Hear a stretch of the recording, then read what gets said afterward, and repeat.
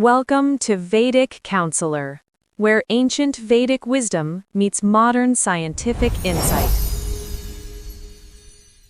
Have you ever looked at a drawing and wondered if it could hold, real power? Not just symbolic power, but actual, tangible, protective energy? Well, today we're diving into a sacred diagram from Hinduism that's believed to do exactly that.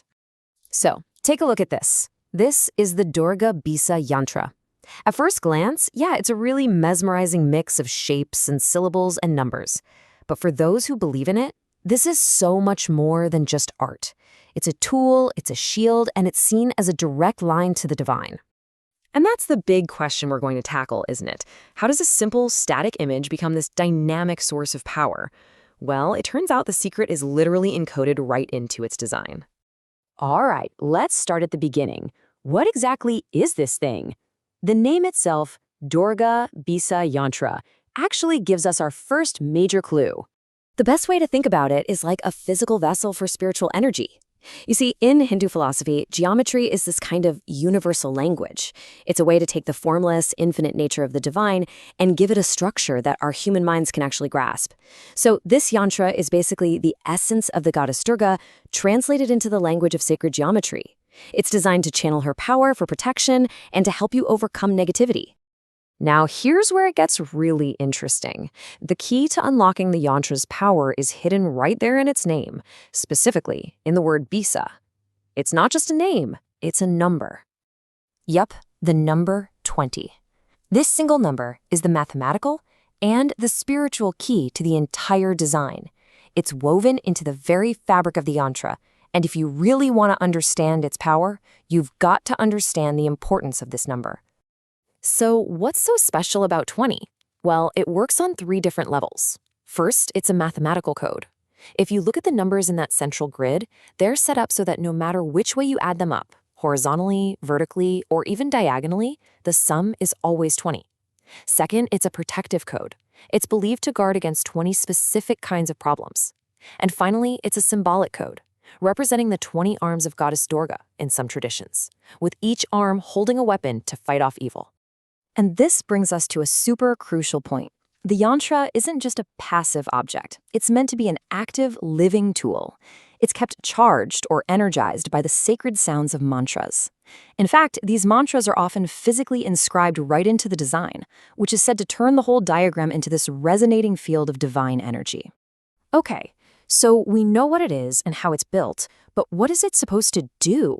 Well, the benefits are believed to be both spiritual and, honestly, incredibly practical. I just love this description, a spiritual shield. It really gets to the heart of it. It's not just about attracting good things into your life, it's about actively pushing back against the bad. This idea of a protective barrier against unseen negative forces is probably its most famous quality. And this is where you can see how it's used for everyday stuff. People turn to it to clear roadblocks in their career, to find the courage to face conflicts or legal battles, to feel safe when they're traveling, and even to bring some harmony back into their homes. It really connects these big spiritual ideas to very real, very human problems. But it goes even deeper. Beyond just general protection, the yantra is seen as a really sophisticated tool in Vedic astrology, which is also known as Jyotish. In that world, it's used as a precise instrument to correct specific cosmic imbalances. So to really get this, you need to know the term upayas. You can think of them as spiritual prescriptions. When an astrologer looks at someone's birth chart and sees a challenging planetary alignment, they might prescribe a specific remedy, an upaya. And the Durga Beesa Yantra is considered one of the most powerful upayas out there. Let me just give you a few examples of how this is applied.